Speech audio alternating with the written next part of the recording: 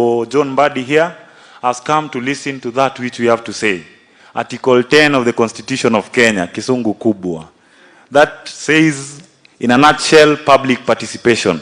That's what we are doing here today. And the theme is Budget 2026, 2027 and privatization.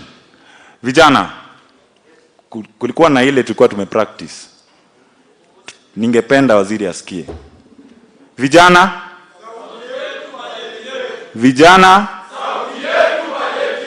asante sana. The next coming budget, the voices of the youth will be heard to the fullest. And the most important things that we will raise will find its way in the next budget. What do we say to Waziri? What do we say to Waziri?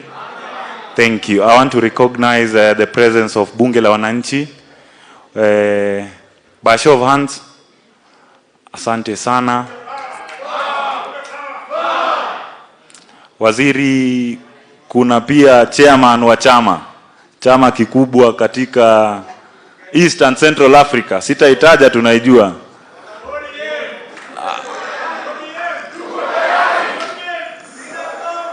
Asante sana. We have an important sector that is the business community. I think this is an event that benefits us to the most because in one way or the other, every Kenyan is involved in business. So we take this opportunity, maximize the chance, and let's use it to our benefit. I'll go straight to the stakeholders, and I want to start today with an important representative, that is persons with disability. I'll give him maximum 2 minutes to speak to us. Tumkaribishe tafadhali.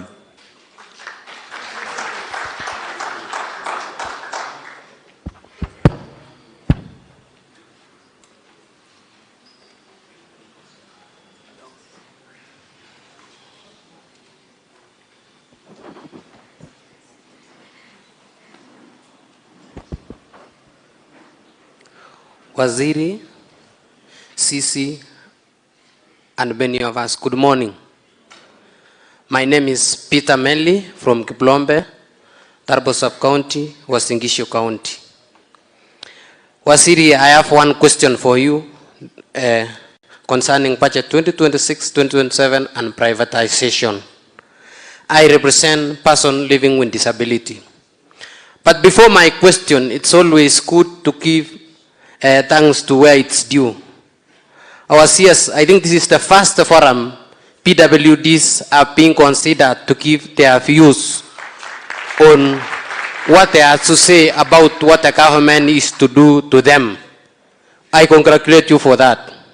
Secondly, Bwana CS, I see you articulating government policies very well. I congratulate you for that. You really mean to us. And about this budget, before my question, when you say let's privatize, we privatize something. It is because you don't want to borrow. Our MB here just said, Mbadi understands Kenya very well. And it is very true. He doesn't want to borrow money, but he wants to utilize resources within our country so that the country will progress, so that we reach Singapore. And I see if Mbadi remains in budget, we will reach Singapore very soon. So my question is straight to the point, Waziri. In privatization and budget 2026-2027, what is our take or what is our stake as person living with disability and its measures to ensure that we benefit from our stake? That's my only simple question. Thank you so much.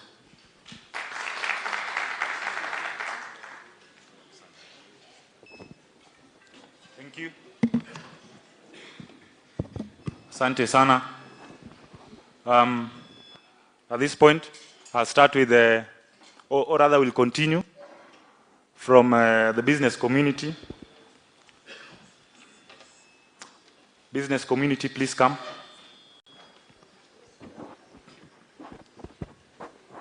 Tumpigie makofi akija.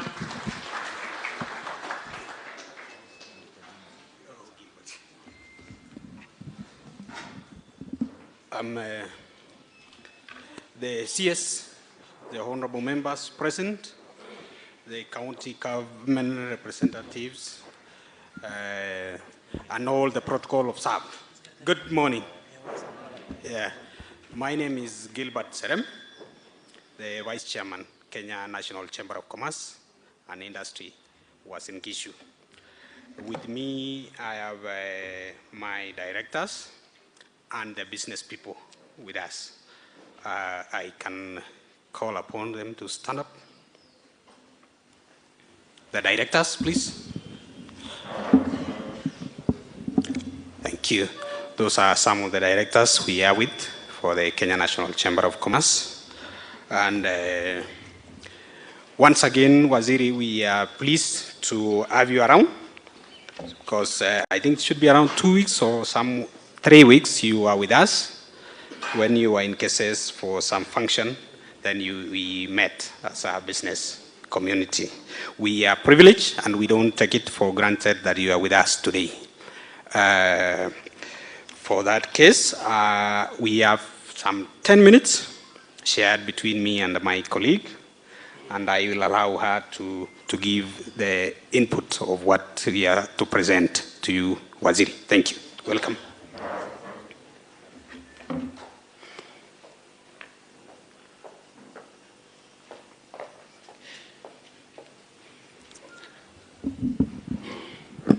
Okay, thank you.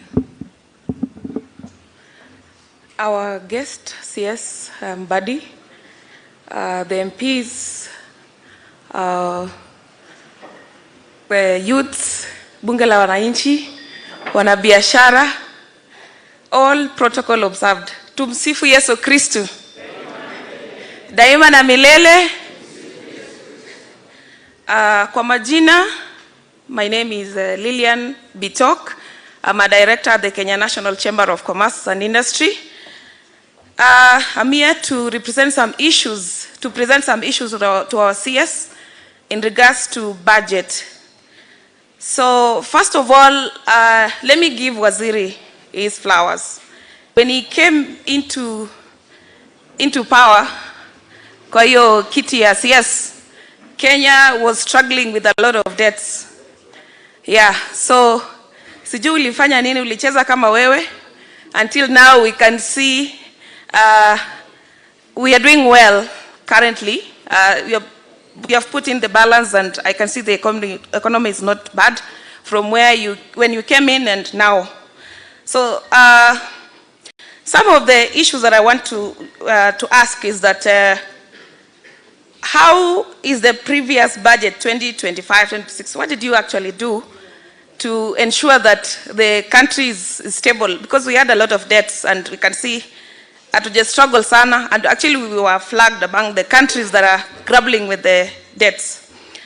So another thing is that what do we expect for this the next financial year, 2026-2027? And then what are the top priority sectors that you will be having in the national budget 2026-2027? Because as business community, we always want to align ourselves. Yeah, so, and what will you allocate for like the manufacturing sector, the SMEs, the agriculture and the value addition for the youths and women? What will be the allocation like? And then also, what strategies have you put in place to reduce the cost of living? We know you've really tried, but I know you can still do something so that the cost of living can go down. And then what tax incentives do you propose for local businesses, especially for value addition, youth in business, comrades power? Yeah, because they would want to venture into business, and they want some incentives that will encourage them venture into business. And also even the women in business, we have a lot of issues there where we don't have the capital. So what measures, another question is, what measures have you put in place to ensure government pays the suppliers? because we have a lot of issues with the bending bills. I know you're working on it, but we still have a bit of issues. Is it possible to put like a time bound? For example, if I was to supply the county government of Uasin Gishu, can I know like when will I be paid after I've done my work? Yeah, and also maybe the allocation. I understand that we have a government organization called KDC, which I know the government does, you do allocate some money there, which is supposed to lend to the business community. But here in Uasin Gishu, we are not feeling them. So maybe you need to tell them that we need to understand what exactly they do, because I understand that the government is doing quite a lot to help the business community. The problem is information gap is where is a biggest problem. So kindly let them come down here and actually tell us exactly how we can benefit. Can the government also partner with the banks and give us affordable credit, especially for women and youths, if that is possible?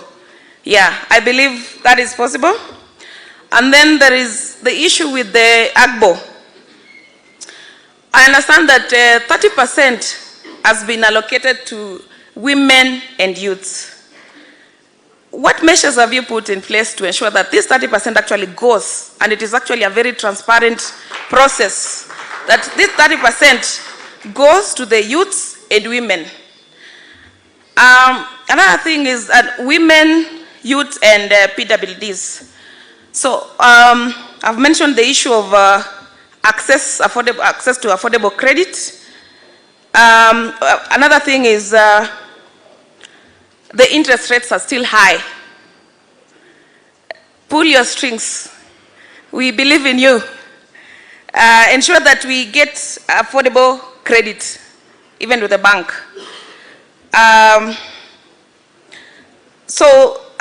Another thing is that maybe you can reduce how can you reduce the fiscal deficit? By what measures have you put in place? Because maybe you need to consider borrowing internally. Remember that in this housing, affordable housing, sini Kenyans ndio wanajenga. So it means that we can still, there's a lot we can also, even as business people, you can borrow from business community with an interest where we can also benefit and do some developments and probably reduce the external borrowing. Predictability in taxes.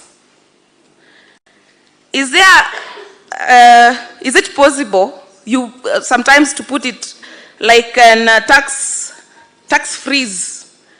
Tax freeze means, tax freeze means that as business community, whoever is coming into business, they need to know in the next 3 years, how much will I pay as taxes? Because it keeps changing. Every year, after every 6 months, we see mambo imebadilika, hatujui tunatakana tulipe ngapi. So is there like, can we have a predictability in terms of business? When somebody is even an investor, when they come, they know that in the next 3 years, I can be able to plan for this. The cost of energy is still very high. That is electricity in terms of manufacturing. So, and you see many people actually import goods from Uganda because I don't know what they do there. And also there's a lot of imports from China. There's something they do, but manufacturing in Kenya is becoming very expensive. Maybe there's something that needs to be done there. And then lastly, what is in it for us as Uasin Gishu?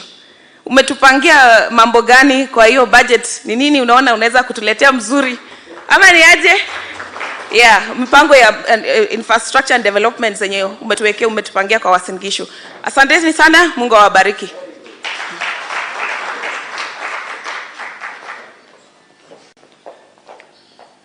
Thank you, Director.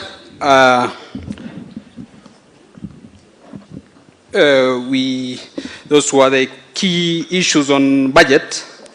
and I'll ask Waziri, maybe what I learned on what she was talking about budget is the issue of taxation, where we keep changing the tax policy every financial year, and it's really affect. I was in China some few months ago, and the investors were asking the issues of taxation, because they are very particular when it comes to policy changing from this year, next year, and the preceding years that will affect investor confidence in our country. On the issues of privatization, which is a hot potato currently in our discussion, we want to know exactly what's the benefit to wananchi, on the ordinary people, Kenyans, who have worked so hard to build a corporation like Safaricom, and Waziri is telling us he wants to sell 15% to a foreign country that we have built. So we want to know what exactly is for us as a country. We also want to know the security, having in mind that we have a company like Safaricom, for instance, the pipeline. Those are key strategic investment in our country. How secure, how safe? Because our business people uses Safaricom, for example, for a lot of transactions, and we are very particular on that. And we have our proposal. We will send to your desk once you share with us. Of course, you'll highlight when you'll talk about that. We have the mitigation of public debt. We will want to know from Waziri what are the policies or what are the strategies that are there to mitigate the public debt and the budget deficit. And of course, we'll explain what you have been doing since when you took from the Treasury.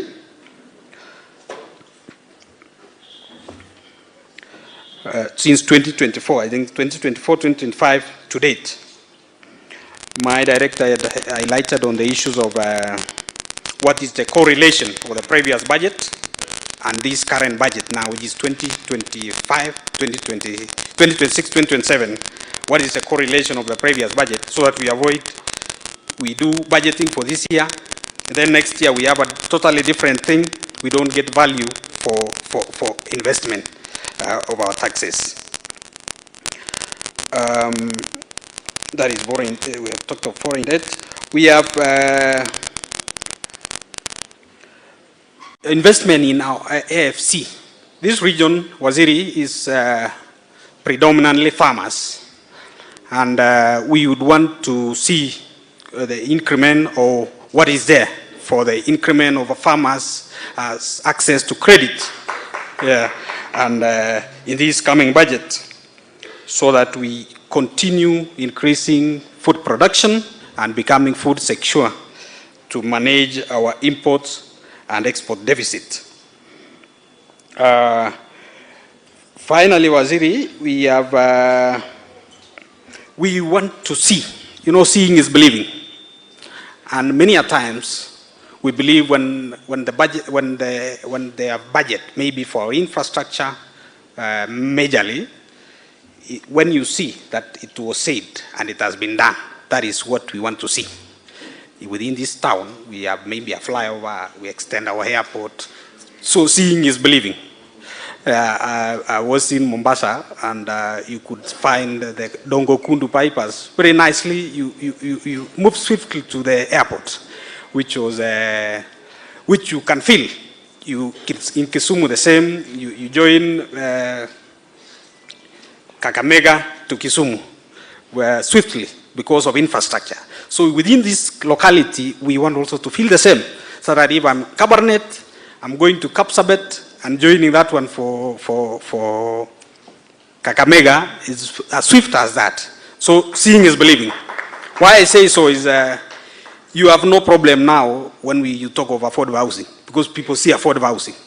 So they have no problem because they have seen. So seeing is believing. And because we are going to Singapore, Lee Kuan Yew say that we need to be pragmatic of what we are doing. He didn't use any principle, he was using his own principle so that other people will learn from his principle. And we want to say, in our budget or in our investments, we need to be pragmatic, things that will touch the people. We need to be, we have meritocracy. You will have sorted out this mediocrity within the public service once and for all, and we will go to Singapore. Thank you, thank you, thank you, Asim. Welcome. Thank you. I think the business community has done so well in representation of their issues. Let's clap for them. Thank you so much. Now I'll call the representatives of Bunge la Wananchi. I'll start with Grace Akinyi to please come and represent the stakeholders. Amjamboni wote. Wamama oye. Wamama oye. Wamama na Mbadi oye. Nyangreswa oye. Mimi sina mengi.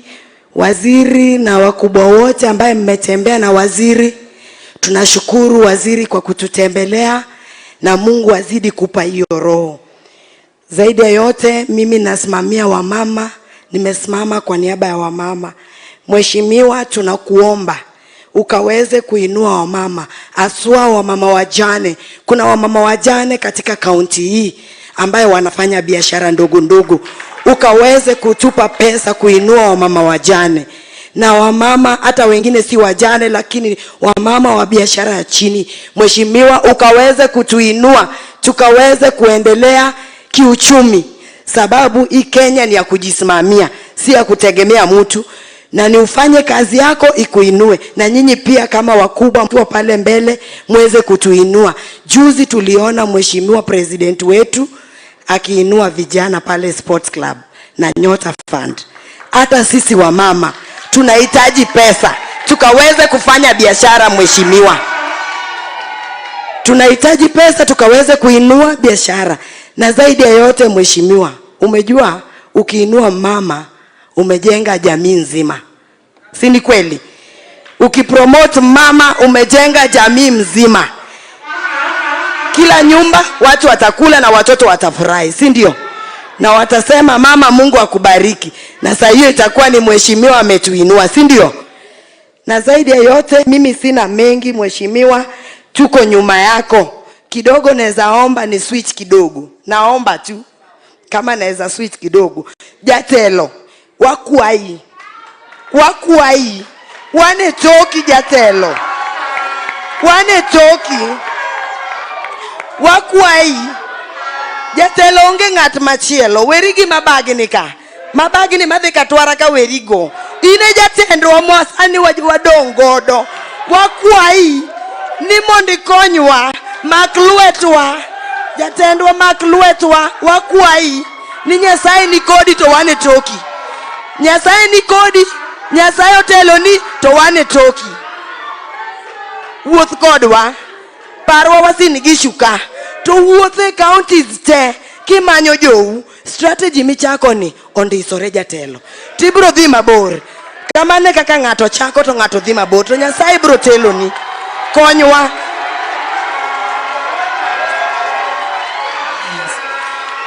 Jatelo maklwet vijana, maklwet ya uotwa, maklwet ya uotwa mondo dhi mbele. Nyithindwa kik bed wakora. Jatelo wakuai, to wane toki, to Nyasaye kitelo nwa mbele. Nyasaye ni mbele to ini luo Nyasaye to wane toki.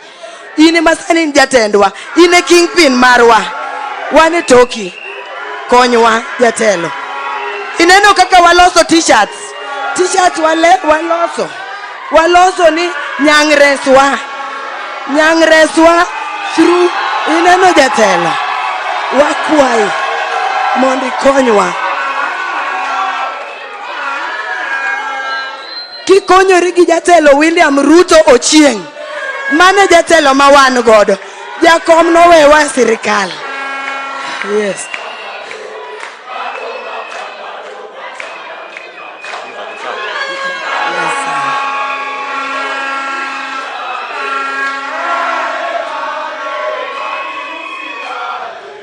bado mapambano, mapambano, mapambano, bado mapambano, mapambano, mapambano. Joey, Joey, Joey, matendwa, matelonwa, twaluo, jatelo telnwa, Nyasaye mondo gwedhi. Asante sana.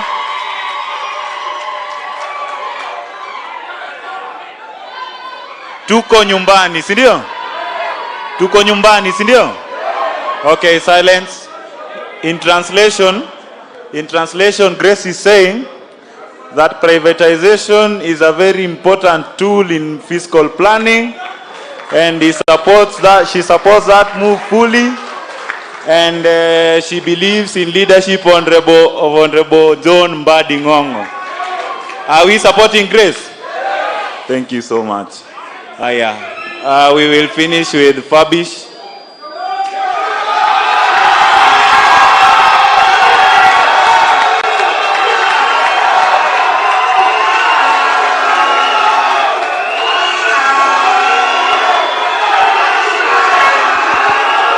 Order. Sawa. Asante sana. Thank you.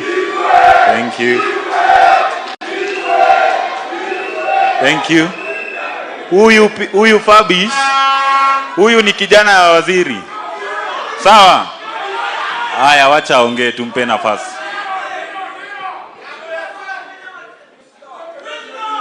Bwana Waziri, FCPA John Mbadi, National Assembly Leaders, County Secretary, County Commissioner mpendwa, mama wetu ambaye anashikilia chama kubwa cha ODM, Mama Dota, mzee wetu Opar, bunge na wasalimu yote kwa jina la Yesu, hamjambo. Bwana Yesu asifiwe. Bunge power. Vijana ra. Wamama. Kwa majina naitwa Fabish Uchingo Uma, mwanasoja wa Raila Amolo Odinga, non-gazetted chairman broad-based government North Rift region, president wa bunge la wananchi county ya Uasin Gishu. Nimeangalia hapa, nimeona pia wajumbe wa county ya Uasin Gishu hawako, kwa hivyo mniruhusu leo nisimame kwa niaba yao nikiongoja kuchaguliwa huko mbeleni kama mbunge, si ndio? Mumeniruhusu nisimame kwa niaba yao. Kiatu ambayo siwezi simama kwa niaba yake ni kiatu ya gavana wetu mpendwa, kwa sababu county secretary yako hapa. Allow me go straight to the point, because I'm the only one who can speak fluent English, fluent Kiswahili and fluent Bongo. Bwana Waziri, to start with, I want to engage on the issue of privatization of companies. Bwana Waziri, we have seen so many companies in this nation being privatized, and after that, they die all along. What assurity are you giving us today that once you privatize these companies, as I grow older in the next 50 years, I'll still find that company working because of government stimulation projects? Point number 2. Bwana Waziri, we have students here. And once you want to know an economy is crippling is once the basic commodities are being hiked. Bwana Waziri, in a nation where unga is hiked, school fees itaraiziwa. In an economy where a parent cannot afford 100 shillings to live daily, hospital bills tawalemea kulipa. What are you putting in place in the budget of 2025-2026 to ensure that hizi vitu zinateremka chini in terms of cost of living? On behalf of students, Bwana Waziri, there is a tendency in this nation yenye imekuwa ikihappen, you raise school fees but you don't raise the capitation. Kindly, what are you putting in place that in 2025-2026, instead of hiking the school fees, kindly hike the capitation, so that a student mwenye analipa school fees 90,000, capitation yake iko at 80,000, help pia imepandishwa to 50,000. Si namna hiyo? ndio wale wazazi ambao wanabaki nyumbani, kazi yao kwetu ni ya kutafuta chakula ya watoto wakiwa pale. On matters health, Bwana Waziri, in any economy that you cannot afford to buy mara moja as a painkiller, you won't afford to go to school, you won't afford to go to job. And that is the first downfall of an economy. Once mzazi haendi, mjumbe kama Lenmengita haendi bunge kwa sababu kichwa inauma na shaa pia kidogo kidogo inamsumbua. Bwana Waziri, my suggestion is this. These minor diseases, hizi ndogo ndogo, shaa inafai cover fully. Fully. Nikimalizia, because nimeguzwa kidogo, because of time, allow me, Bwana Waziri, I have my able chairman, Bwana Ashiundu. Where is he? From bunge la wananchi, just 1 minute, a present iko kitu naye yako hapo, amesema amefuatilia waziri tangu wakiwa mdogo, waziri amempita kwa umri. Kindly just use 1 minute to present what you want to present to waziri. Nikienda kukaa chini, Mwenyezi Mungu awabariki sana na azidi kutuinua. Bunge power! Bunge power!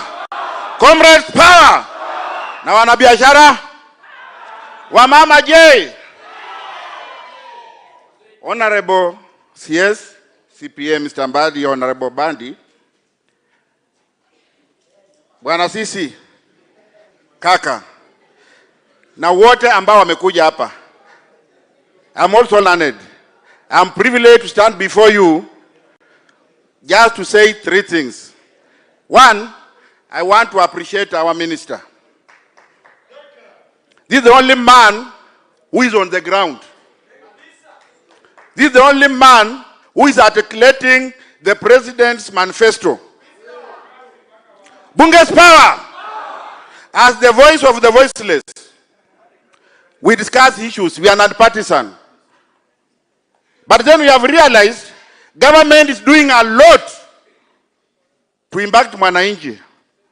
But that information is nowhere to be accessed. People are not communicating what they are doing. And you remember, in the Gen Z uprising, the only problem we had was that the government was working, but the ministers were not telling the people what they are doing. Our prayer is, because we want a united Kenya.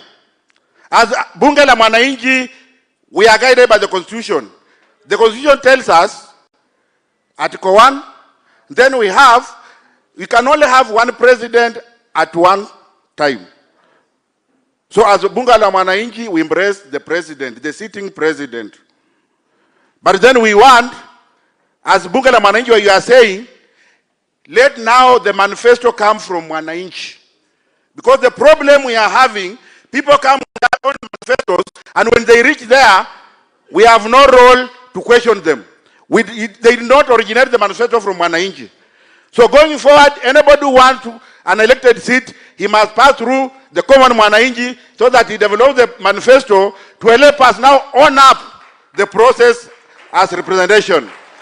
Finally, as Bunge la Mwananchi, as Fabi has said, is the president Wasingishu. I am the chairman, the speaker of Tarbo sub-county, representing Bunge la Mwananchi at the county level. We have come up with a proposal. We need your funding. And this is a humble request to you. We have a formal written proposal. I will request that you allow me to present it to you, and we humbly request you to consider it. Then finally, my personal interest precedes other interests. Allow me, Honorable Mbadi. I have a daughter who is third year Catholic University Langata. I have a fee structure here. I don't want the money. I want you to pay the money to the account so that I can afford. Thank you so much. Let's clap for him as he presents the memorandum. Tumpigie makofi.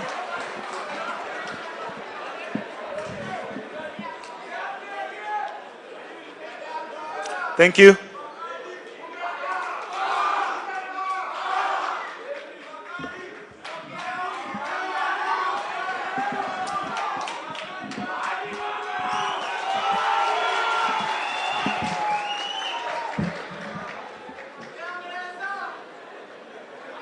Asante sana.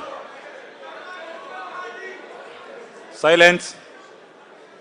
Now we are going to the last stakeholders, the largest demographic in the country. That is the youth. Comrades, power.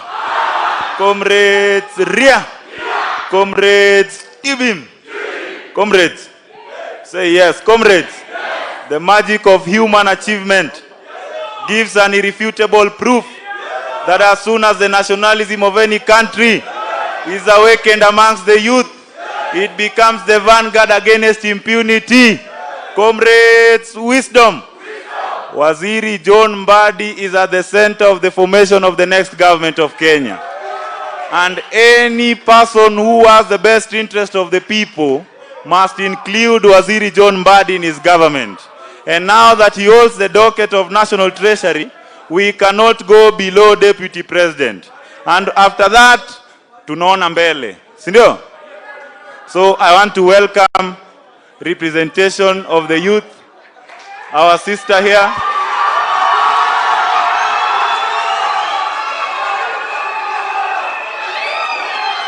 Asante sana.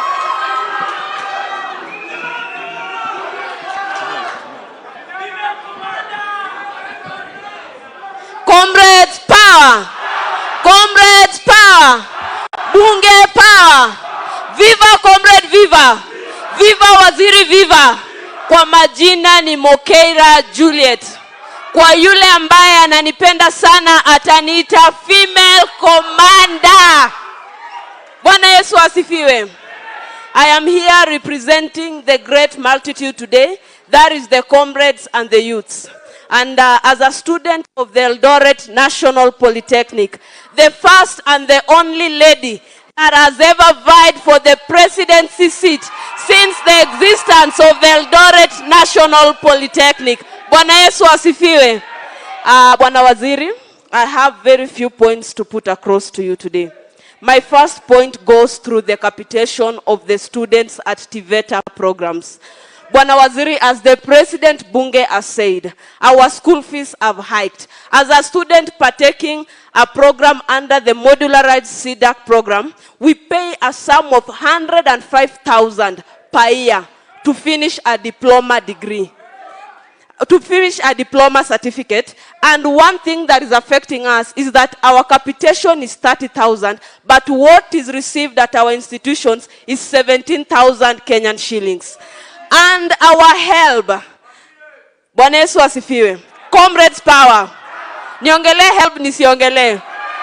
Help at our institutions are delayed. And if they are dispersed, we are given 26,000. Bwana Waziri, is it fair to us as comrades? Some of us come from vulnerable groups, vulnerable families, and 26,000 summed up with 17,000 with the school fees that I'm paying to finish my diploma, that is around 210,000. For a modularized program, it takes 5 semesters. And for each semester, I pay 35,000 for 3 months, Bwana Waziri. Bwana Waziri, my prayer today is that ukienda kukaa kubalance hizo vitabu zako huko kwa treasury. Ukibalance fees, balance pia hiyo capitation na help. Isonge juu, fee pungue. Ndo nikipea mzazi stress nyumbani ya kuishi na kukula, pia fees haimpei stress sana. And Bwana Waziri, we understand that through privatization of companies and everything, we are also able to get more funds. And through kulipa hizi debts zinatuoa huko nje. Our request is that can that money also be channeled to important institutions like health, education, and other institutions, Bwana Waziri. And lastly, also through privatization, we know that you can link the youths, the comrades out there with job markets through their training skills. That is our prayer today, Bwana Waziri. Mukienda huko mutukumbuke sisi kama youths. Asanteni. Comrades power. Thank you. I'll welcome finally the next comrade, Okumu Osea, to finish on behalf of the youth. Comrade power! Comrade power! Wanabunge power! Wanabiashara power! Our CS Mbadi Tibim! Thank you so much. At this moment, I remain by the name of Okumu Osea. As comrades, our CS, we work with the 3 rules as a comrades. And our first rule says a comrade is always right. And the second rule again remains the comrade is right. And our third rule refers to the first and the second rule. You see, must have been talked about help. Indeed, Bwana PS, as you are talking, our CS, as you are talking right now, we have a debt where 2024-25 help was not paid to our accounts. Even as we are talking, we have a huge balances. And we believe by today, you are going to answer our prayer. Kwamba this comrade will not keep on staying angry. And I believe even today from this meeting, these people are not going to stay angry. We believe in you. Comrades, power. And our CS, allow me to say this. Because the youth has got a large number in our country. I don't know what is your plan in this 2025-2026 budget. What are you budgeting for these people? I believe you are going to give us, kwamba, even as we end this meeting, kwamba, our budget, even for these youth. You remember last year, youths going on roads, answer our prayer. You are going to answer these comrades today. You are going to make this comrade to stay not angry anymore. Comrades, power. Comrades, viva. And then our CS. You see, when you look at the bursaries, decentralization of bursaries, it is our plea. Kwamba, why can't we combine all these bursaries to be channeled in one direction? Ndio tusikue atsuji ya county, tusi ya whatever. Let's be channel, kama ni kuboosti help, isaidie mahali pale. Comrades, power. Even as I'm finishing, I believe today, comrades, you are not going to stay angry. Comrades, power. Our CS here is going to give you even something little to eat. Comrades, power. Thank you so much. May God bless you so much. Asante. I want to recognize the presence of Juakali. Juakali. We have seen you, and in due course you will also speak, no problem. Waziri will listen to all of us. I want to finish with the youths entirely. So finally, let me welcome Kasam.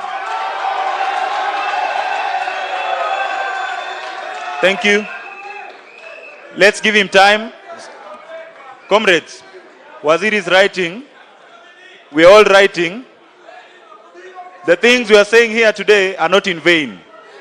They are supposed to be discussed, deliberated, and they find their way into the next budget. So please, let's be calm and hear our brother speak. Tafadhali, yeah?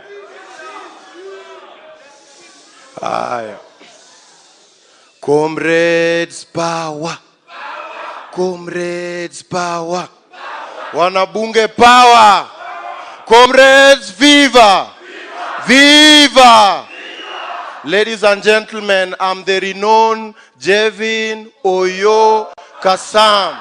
I'm the preacher of the gospel of His Excellency the President, William Samoei Otieno Ruto. Ladies and gentlemen, I am only the surviving third-born son of my late father. Today I'm not here to bore you much with words. I'm also the chairperson for College and University Association of Kenya.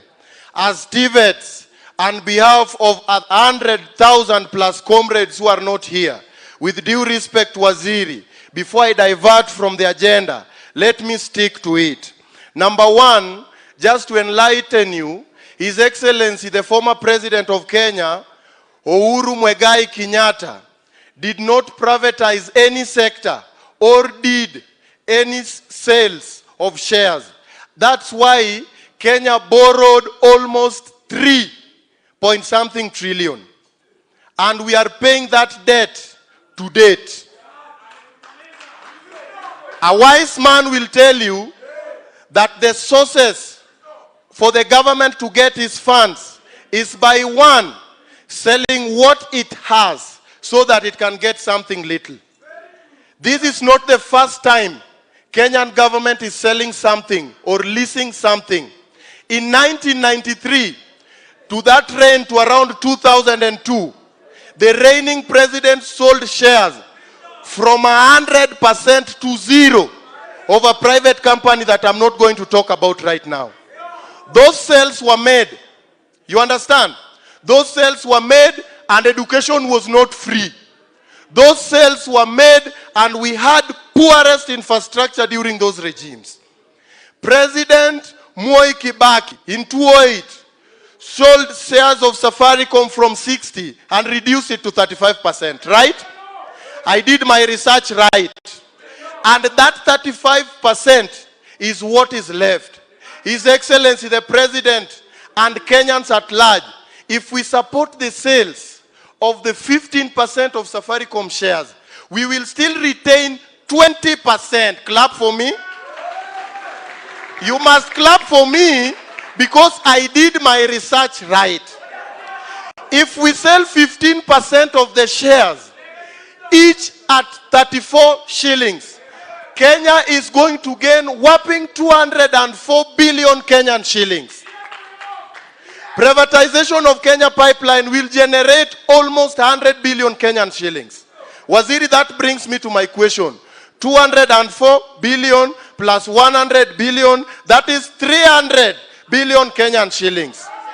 On behalf of TVET students and colleges, what is our take from the 300 billion? I'm taken aback by where a student who is only taking a level 6 course is paying up to 105,000.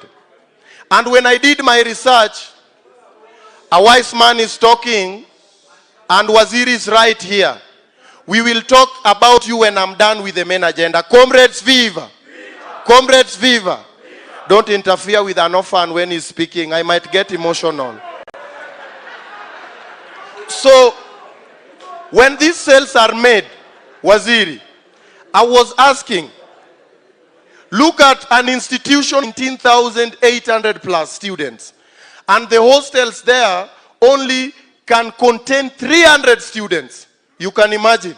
Only 300 students residing within the institution. And the remaining 18,000 plus are residing in Kisumu. That is why there is high rate of insecurity in Kisumu, Langas, Kapsaret constituency. Not because of any other reason. The population is overwhelming. Ladies and gentlemen are jobless. And in all, Wasakatonge have to earn an honest living. Wasakatonge power. Wasakatonge power. Wasakatonge have to earn an honest living. That's why there is insecurities in that place. Plea number 1 for the Eldoret National Polytechnic. There is a huge land there. Do as affordable housing. Rent it to the entity so that the money generated from the school can be used to pay for those houses. Waziri, as I wind up, and I want to say this in Kijaluo for a second. Pek mar nyang ema miyo nyang. Pek mar nyang ema miyo nyang. Just to translate from French, it is the weight that is on the private part of a crocodile that makes a crocodile sinks. That is a local proverb that we always give Waziri while we're in the village. Ladies and gentlemen, Waziri, a time has come when, after talking about Kenya and privatization and all that, being a property of the government of William Samoei Ruto, is now that time that I have to table my interest before I go and get a seat.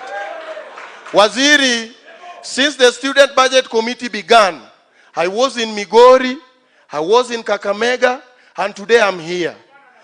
Nobody pays me to run all these errands. When Nyota Fund was running, and I have those details in my head, I was in Eldoret, I went to Nakuru, and I even went to Nyeri. You think I'm given any allocation? Oh no. I ran because my mother is your neighbor back in Laknyero. So I want to support you emotionally, so that if you win in 2032, you remember son of Atieno and give me a little cut in that government. I can represent the young people. Even that time, I'll still be a youth. Comrades, wisdom. Now, to end it, Waziri, I'm here with the women representative for Sakatonge, the Kenyan region. Sir Aaron, just wave. Arona is a wise man.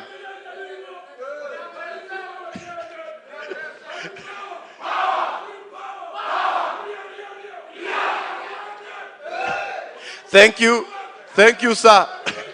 Arona is a wise man. Sir, Arona and I, we have taken the mantle of coordinating students across these entities. We were with Arona in Migori, we went to Kakamega, and finally we are here. I want to tell people that anybody who supports the government, you do not have to be paid so that you support the government.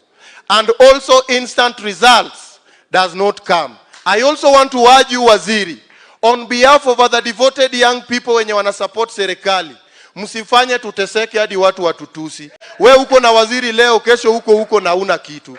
Yet people insulting the government are being called to the bargaining table. I don't want to insult the government, whether they employ me or they don't employ me. I know in 2032, when you become the president of the Republic of Kenya, the son of Atieno will have something. Comrades, viva! Viva! Comrades, viva! Viva! Chairman, these are Wasakatonge who brought themselves. Waziri, just your attention in a minute. I'm the person who coordinated the students to get to this place. But I only had slots of 60 students who are being brought to this place, which we did very genuinely. But as the chairman, I have to walk around with a team of people who are also have interest in building the nation. Ladies and gentlemen, Wasakatonge are here. Wamama wa yellow, tumsifu Yesu Kristo. Ao ni watu pia wenye wako kwa list. Na Wasakatonge wengi wao pia wako kwa list. I know you as a wise man who has been MP for the longest time until you got tired.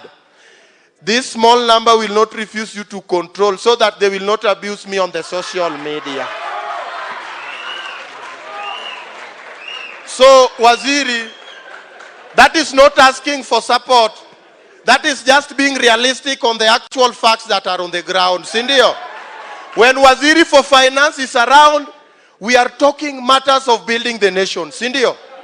My tech, Waziri, if you want to sell 20% and retain 15%, as long as Kenya is not going to borrow and education prices is going to reduce, kindly sell.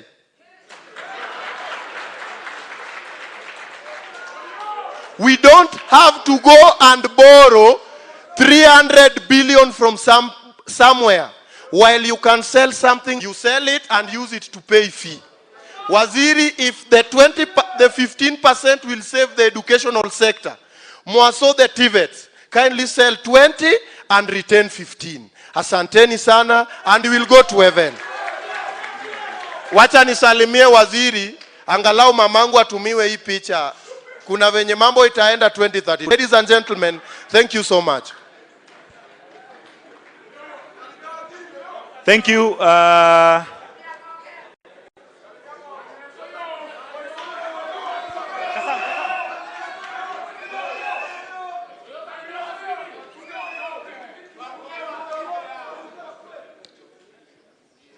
Thank you. Hao ni vijana wa waziri. I'll call the national coordinator under vijana wa waziri to Capitol, okay, Solomon, so that you understand that waziri has the interest of the youth at heart. Explain the position of waziri matters the youth, and affirm the youth in this hall that waziri is always thinking about them. Solomon, quickly. For about 2 minutes, please.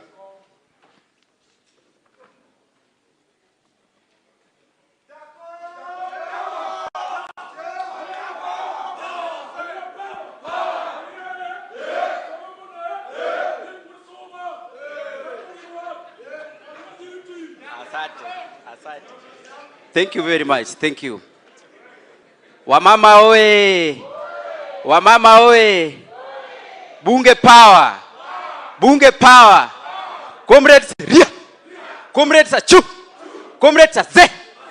Thank you very much. Sisi kama vijana wa waziri, I don't have much to say today.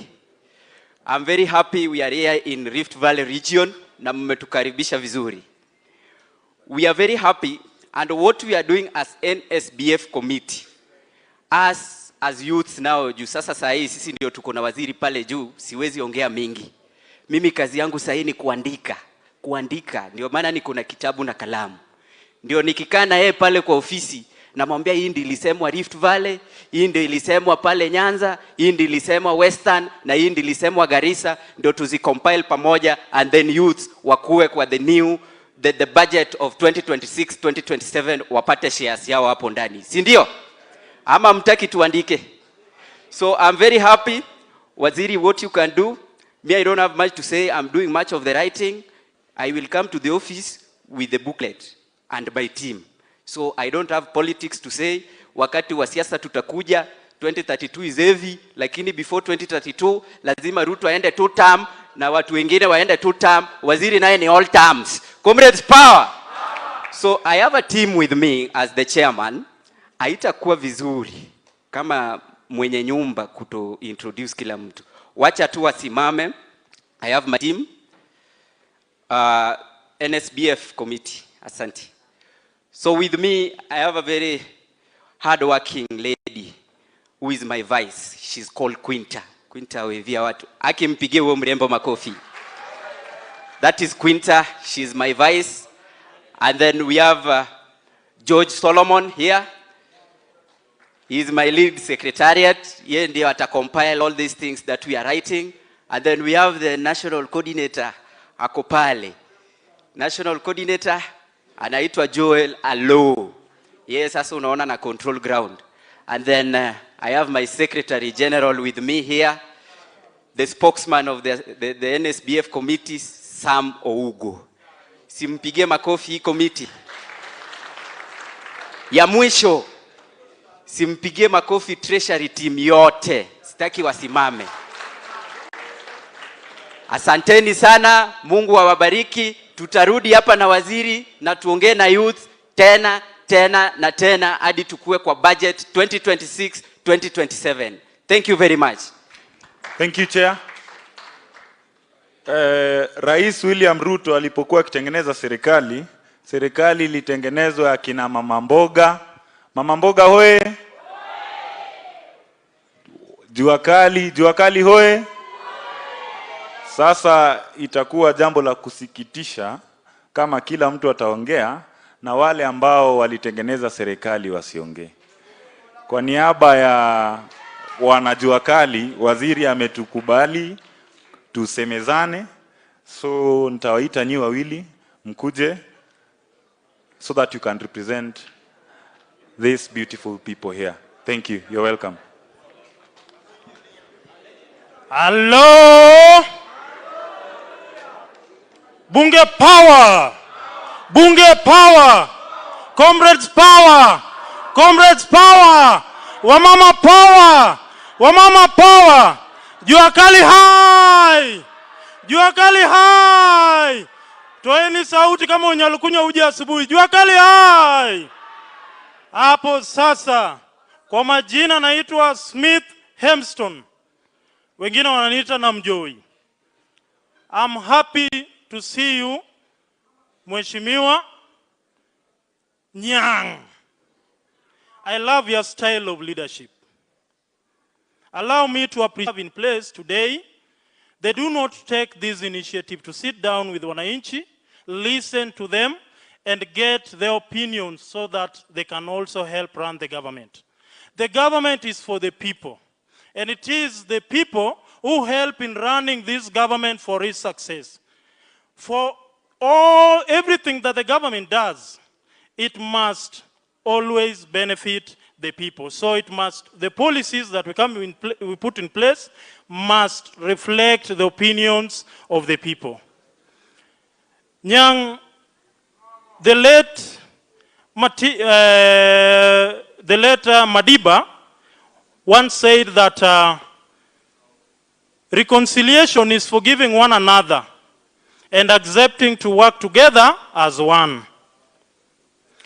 We have reconciled and we have decided and accepted to work together as one. We may have had previously divergent opinions on what could have been done, but here today we are. Allow me to remind you, Ngongo, that even as now we, through you, is serving in the government, people on the ground here still have certain things that they feel that have not yet been done by the government, and their opinions are being ignored. Allow me to start with the issue of education that touches each one of us. We are asking one question. How much should the government consider that we have a free education from primary to university? How much budget will it cost us for us to implement this? Because previously when Raila Odinga was campaigning, he promised us that we will have free university education. But today, whatever we are seeing today, majority of the comrades are dropping out of school because they cannot be able to sit for their exams. The institutions are denying them opportunities. And if we deny them to complete, tunazima tayao. Education ni taa. Na hawa watu wa jua kali wako na watoto wanasomesha. Wakati sasa umeanza kuweka education imekuwa too expensive, yet their income is not a guarantee. What do you guarantee them if not hope? When you make expensive and affordable to the Juakali people, you are killing their hope. Number two, I want to talk on the issue of industrialization. Majority of the Juakali people rely on industries for them to be able to earn something.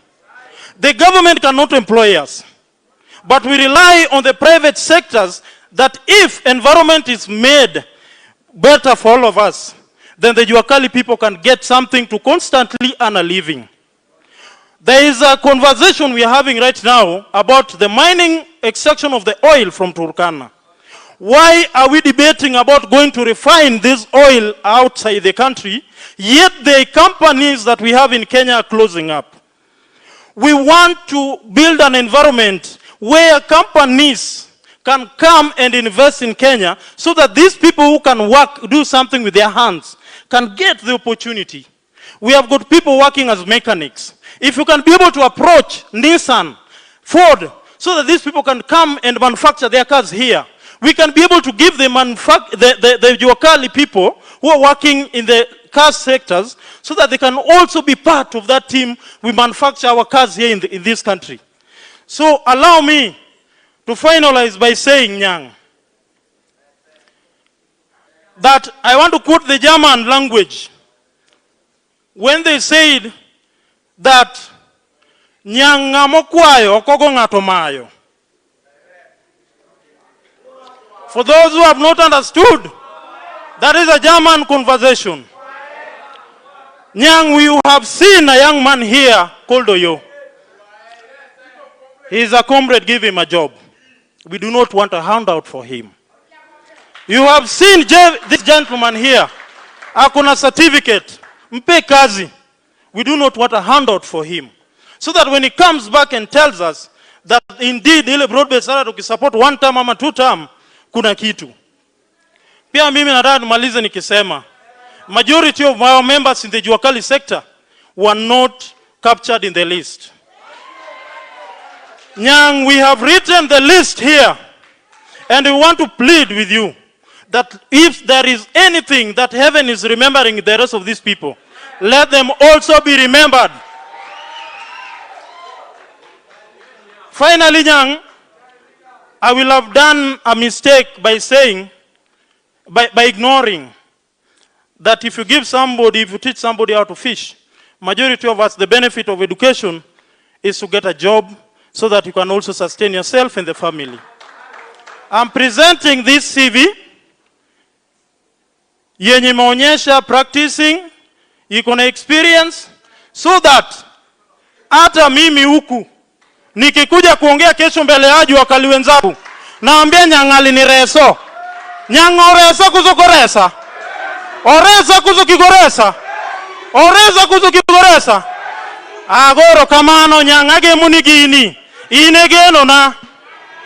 Thank you.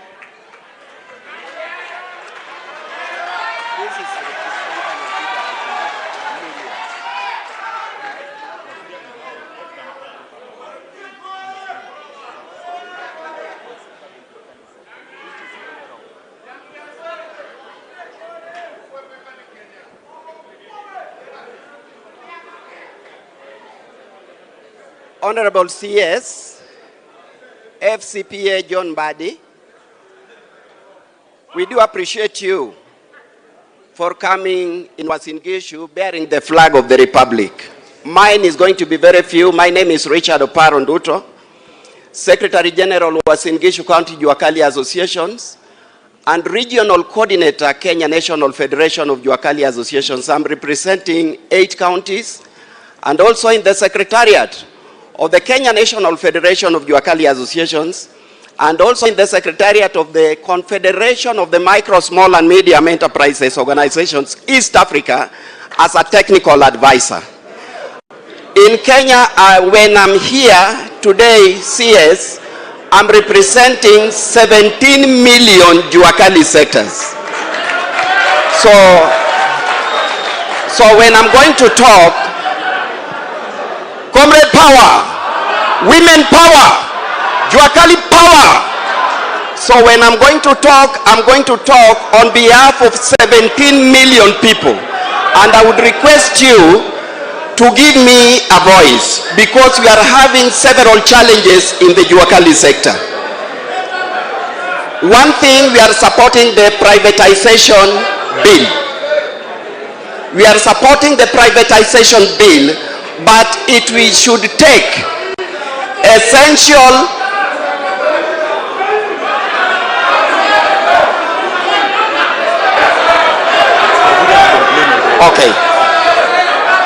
one thing that we are having as the Juakali people, we lack designated industrial park for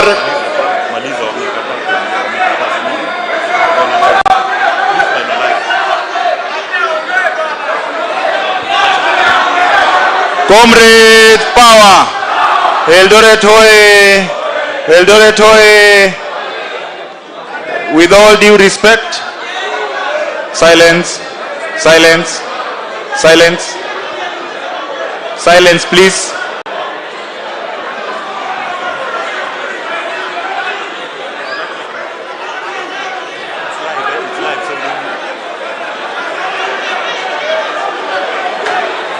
Thank you. Okay, he's finishing.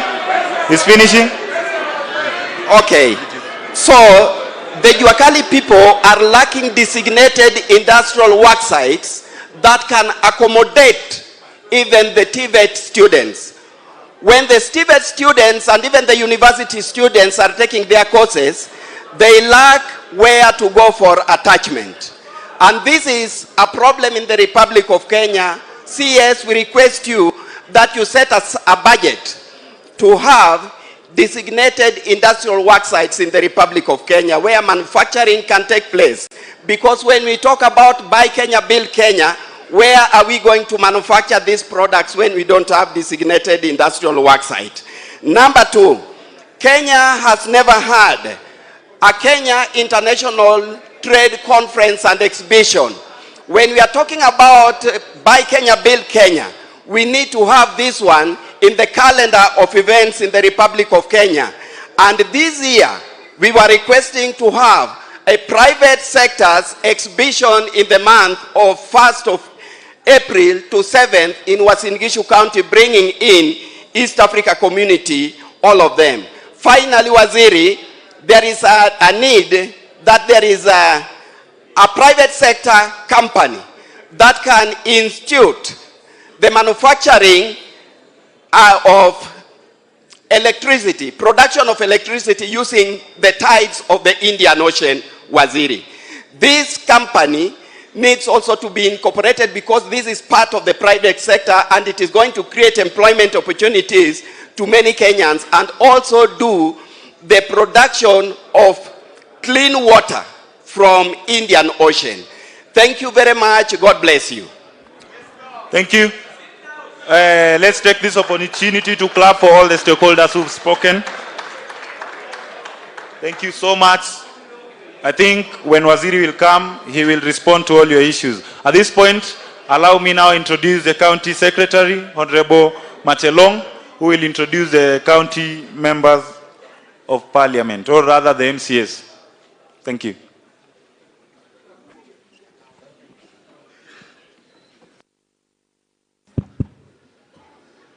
Thank you very much, Honorable CS Mbadi, our Member of Parliament, our County Commissioner, our members of County Assembly, the entire delegation who are with our CS, the honorable citizens of Uasin Gishu, young people, Juakali, members of the business community. I want to greet each one of you in a very special way. Good morning. Hamjambo. Unajua sasa mimi nikisema power sijielewi sana lakini nitawasalimu tena. Hamjambo. Asanteni sana. First of all, we want to appreciate your presence, Bwana CS, for coming today in this public consultation meeting with the citizens and residents of Uasin Gishu, especially the young people who are dominant in this meeting. We want to really appreciate you for finding time for that. We want also to appreciate you for giving the opportunity to the honorable members who have just spoken here. And they have really aired out very important issues that we shall continue to consider and budget. I'm sure this morning when you arrived, our governor welcomed you, and we are still welcoming you to take this place and find it a home most of the time, because you've seen the kind of eloquence and excitement you create when you are here. There's a lot of excitement, so it looks like this should be your second home if you do not have a second home. So karibu sana Bwana CS, hapa kuna furaha nyingi, and looks like everybody seems to admire you. For information, the team that are excited with you here most, I believe they must have come from somewhere in Siaya, Nyanza, Suba. So wamepata ndugu yao hapa. Wamepata ndugu yao hapa. So naona makofi mpaka lugha inaongelewa ya German, mara inaongewa English sababu kuna brothers wao hapa. But we must appreciate Uasin Gishu is for everybody. And Uasin Gishu is such a peaceful place, such a place that all these Juakali fellows, small traders, small businesses, the bunge la wananchi, thrive in sharing wonderful ideas and wonderful information, which I'm sure today has been forwarded to you.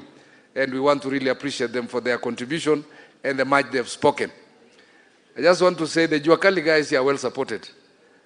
We know we're having challenges in terms of space and where they can work from. But we've worked with them. Among some of these Juakali guys, we've traveled with them since devolution, and some of them have gone to Rwanda, Burundi, to do business in East African community. So we've really worked as a county government to support our SMEs, and we continue to put up the same strategy. We want to appreciate the national government. We're almost done with our big markets. One of the biggest CBD markets for small traders is near completion now. And this is through the support of the national government, which we must really appreciate. We envisage that by May this year, we shall be hosting a majority of about 6,000 traders just here. We want also to appreciate the land we passed over the national government. The export processing zone is near completion. The spaces there have been planned, and we've had several engagements on how to utilize those spaces for the business community and the manufacturing community. And the process is ongoing so that as soon as it is handed over, we can have people taking over those spaces and do business. The the industrial aggregation centers, which was an initiative of this government, we are having it in Moiben and it's ongoing. We envisage by August we shall have more agricultural aggregated products happening there. In addition to what the county is doing in terms of processing activities for potatoes, for animal feeds, for the coffee, which is in Tarubo, they are all ongoing. We envisage that in the middle of this year, most of these processing activities or spaces will be available ready. The markets in Kapseret is almost ready. The market in Madaru, Keses, all supported by national government. So we are envisaging a scenario that we shall have to accommodate a majority of our business people and strengthen the business activities, especially with the current financial inclusion for the youth through the Nyota and the other programs that are ongoing, including the Fanikisha by the county government. We want to appreciate Treasury because we've seen the internal governance mechanisms being fixed in this country that have always gone haywire. That is why the cost of living has always gone so high. But this governance that you came and injected has really transformed our country. We may not tangibly see them, but practically changes are happening in this country. I know the naysayers will continue to shout, but this country is in the right trajectory, and we want to appreciate the energy you have put in Treasury to make the changes. We are sure the current activities happening, be it privatization to liquidate some of the institutions that are strategically not earning as income but can be used to earn as income, is very brilliant. When we talk of infrastructure funds, these are brilliant ideas. Countries have developed because they took deliberate decisions. And I want to appreciate you, CS, because you people decided to be bold with the president and took deliberate decision to change this country. Otherwise, if we had not taken that and survived on the political noise, we would be going south every other time. So we want to thank you very much. Mine was just to appreciate your engagement here with the citizens of Uasin Gishu and tell you the commitment as a county government of Uasin Gishu. We are focused in transforming this nation, and in a very big way, Uasin Gishu is focusing in that transformation. I know the infrastructure designs that are happening, the ones the national government are supporting us. Recently, we had members of parliament here and the senators discussing how we can restructure the infrastructure to be able to hold the fuel across when heavy trucks cross this county. And you can see the vision of this country. We are headed in the right direction. We believe the support you are giving to the president will transform this nation, and we shall achieve in the shortest time possible in our generation and time.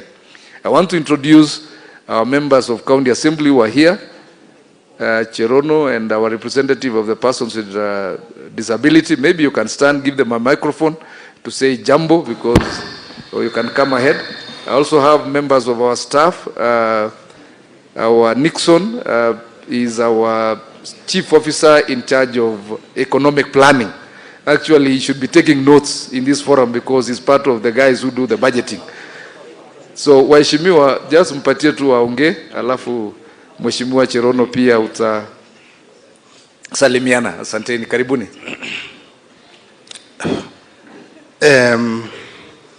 Mheshimiwa wetu wa fedha na waheshimiwa wengineo, waheshimiwa wenzangu kama Mheshimiwa Nono na wananchi wetu wa bunge la mwana bunge, mniruhusu niwasalimu nikisema mchambo. Mimi kwa majina naitwa Mheshimiwa Robert Kering. Mimi ni yule ndio nawakilisha watu ambao wanaishi na mahitaji maalum katika jimbo hili letu mheshimiwa la County Assembly ya Uasin Gishu. Mimi sina mengi mheshimiwa, la sangu mimi ni machache, ni mambo mawili. Kwanza nataka kukushukuru na kusema pongezi kwa kuwa wewe ndio unamsaidia Mheshimiwa Rais wetu kwa mambo na fedha. Mimi ninakupongeza, kazi yako ni sawa na usiti kufanya na mheshimiwa, kwa ya mambo hayo ya VETA. Pili, mheshimiwa, kwa niaba ya watu ambao wanaishi na mahitaji maalum, nataka nikusie mambo mawili nikitanguliza na yale yaliyofanyika kule kwa yule mwanafunzi aliyejaribu kwenda shule la Lenana, na kwa roho yake na ndoto yake alikuwa asomee mali pale mheshimiwa. Lakini la kushangaza ni kwamba huyo mwanafunzi alirudishwa. Nikirudi nyuma pale 2010, katiba yetu ya Kenya ilituruhusu sisi ambao tunaishi na ulemavu tutoke Kenya nzima na tukushiriki tunda la taifa hili na wenzetu ambao ni regular people kwa pamoja. Na juzi 2025 rais akatia sahihi kitole ile akti ya 2025 kuwa tukue kwa pamoja. Lakini la kushangaza ni kwamba yule mwanafunzi alirudishwa pale. Mheshimiwa, can imagine? Ati sababu wako na ulemavu. Kwangu mimi nikiwa mmoja ya wale walemavu, nasema hilo jambo si nzuri. Muyaangalie sana, tukue tunajumuika na wale wenzetu, tukiwa ndoto zetu tuipeleke mbele kwa kila shule, ili tujulikane pia na sisi kwa mambo ya elimu. Mheshimiwa, hebu tafakari na uangalie ya kwamba haikuwa sawa na sheria inaturuhusu. Tutaichukulia kwa uzito, hata sijui huyo mwanafunzi wako wapi. Sawa. Pili, mambo ya capitation. Unapo shughulikia hizi VETA, nikiwa mmoja, angalia wenzetu. Sisi wale wanafunzi ambao wanaishi na ulemavu, ama kwa kila jambo ambao inahusika na ulemavu, utuongezee.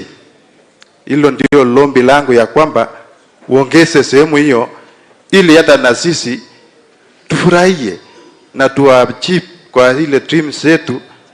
Mimi saa hii sioni, na mzungu alisema ya kwamba disability is not inability. Hii pesa tukipata hata tunaweza kuwa tunaendeleza biashara tena zaidi kama wale wengine.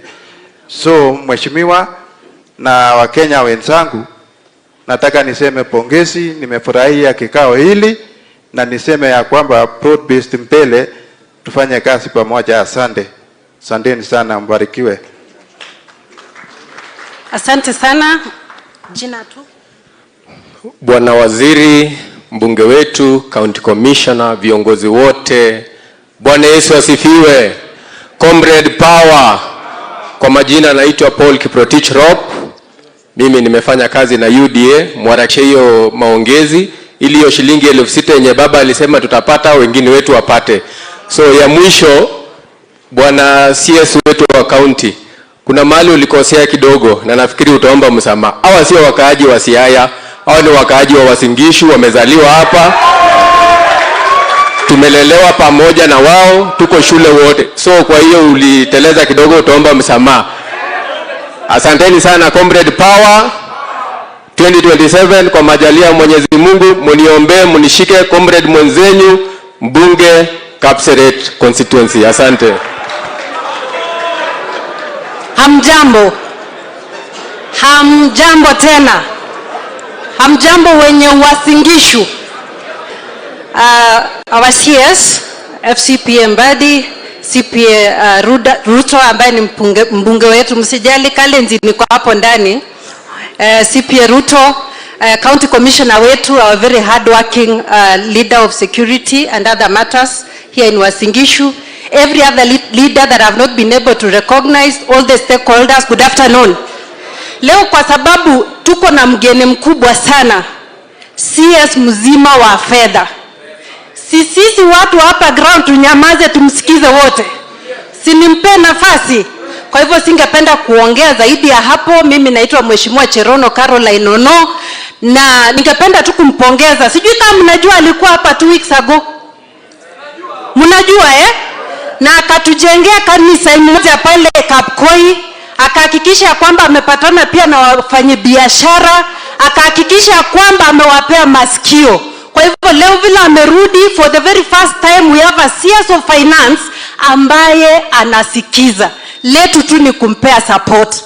Nataka niwahakikishia kwamba tangu ashike nafasi hiyo katika ofisi ya finance, nyinyi mumeona governors wakishika matawi wakisema pesa imechelewa, sio maneno ilisimama.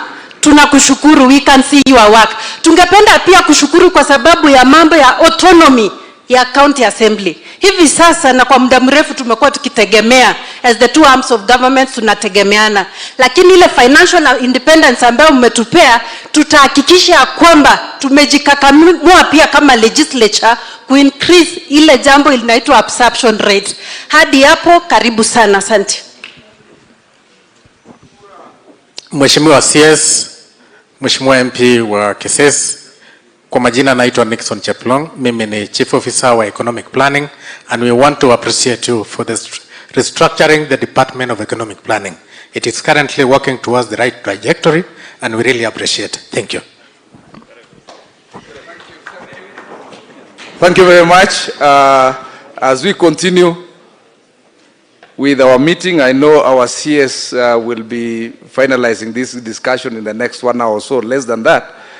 Sorry, we want to recognize our PSS. You know, PS Economic Planning and your colleague. Looks like it skipped my mind. So karibuni was in Gishu. Next time I'll not forget that. Apologies. I want to invite, I know there is a representative of our senator, Mr. Simon Kemei. Just stand up and wave. Kemei is our manager at the senator's office. So karibu. Ningependa kumkaribisha my MP, Honorable CPA Ruto, so that he can give his comments or his remarks. Alafu atakaribisha PS. Alafu PS sasa utakaribisha bwana CS. Karibu mheshimiwa.